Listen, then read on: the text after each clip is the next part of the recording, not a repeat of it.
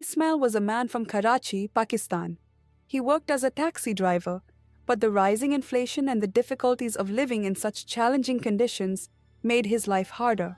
Every day, he struggled to make ends meet, and he was becoming more and more frustrated.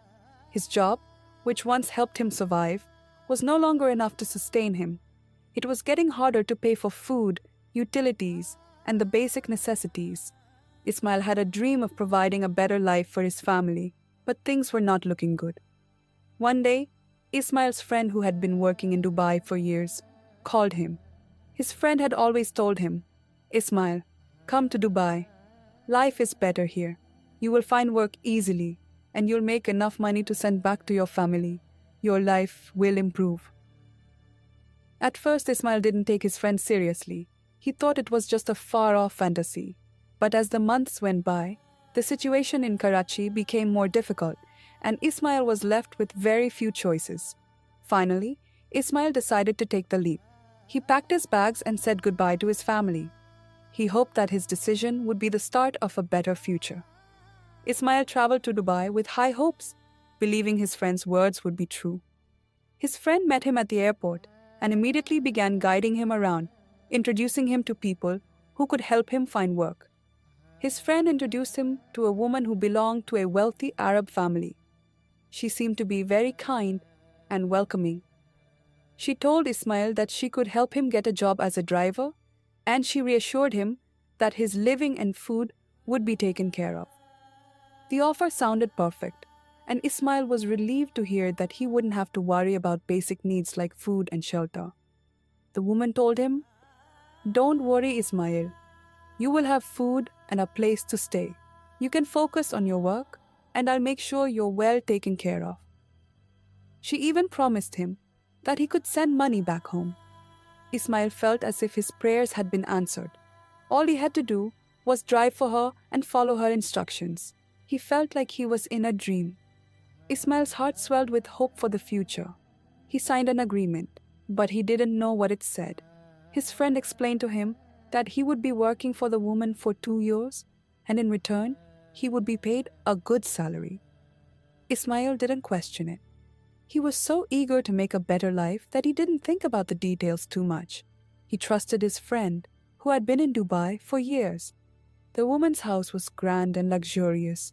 Ismail was shocked when she told him that he would be staying in a guest room in her home. It was a large, air-conditioned room, unlike the small quarters where other workers lived. This was the first indication that things might be a little different from what he expected, but at that moment, he was too happy to care. Every day, the woman treated him with special care. She would invite him to sit with her at the dining table and share meals. This was completely different from what Ismail had expected as a worker. He thought he would be eating with the other servants, but instead, he was dining with the woman herself. She would smile at him, praise him for his work, and tell him that he was doing a good job. It made Ismail feel like he was an important person in the house. But then things started to feel a little strange. The woman would take him to a flat every day. She would ask him to wait outside while she went inside. Ismail would sit in the car, looking out the window, not understanding why he was always left alone in the car. He would wait for hours, his mind wandering with questions. Why was she making him wait outside? What was she doing inside? But he never asked. He was just a driver, and he didn't feel like he had the right to question her actions. There was one day, though, when he noticed something unusual. As they drove back from one of these trips, the woman started to speak in a strange way. She told him, "You know, Ismail, I really like young boys like you. I don't know why, but there's something about you that I find very attractive." Ismail was caught off guard by her words. He didn't know how to respond. His heart started racing, and he felt a sense of unease. The woman continued, "I hired you because you're strong and healthy. I need someone like you to help me.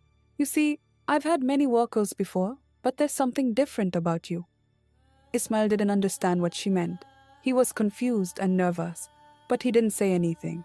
He simply nodded and focused on driving. As the days went by, the woman's behavior became more peculiar. She would make him sit next to her on the sofa, even though he was just a servant. She would dress him in new clothes every week, buy him gifts, and make him feel like he was special. He was constantly on edge, unsure of what was happening. Was she trying to be kind, or was there something more going on? Ismail didn't know. One day, after he had dropped off some girls at the flat, he noticed something unsettling. The girls would get in the car looking sad, and they wouldn't look at him. They would hide their faces, and sometimes he would hear them crying softly. It made Ismail feel uneasy. He started to wonder if there was something going on that he didn't understand. Ismail finally gathered the courage to ask one of the girls what was going on. She broke down in tears and told him, "Everything is happening because of you. You're the reason my life has been ruined." The girl explained that the woman was forcing young, helpless girls like her into terrible situations. Ismail was shocked. He never imagined that the woman, who seemed so kind at first, was actually running a terrible operation. She had been hiring young men and women from Pakistan and other countries, and then sending them to different men for money. These innocent people were being exploited, and Ismail had been unknowingly a part of it. He felt a deep sense of guilt wash over him. He hadn't seen the truth before, but now it was clear.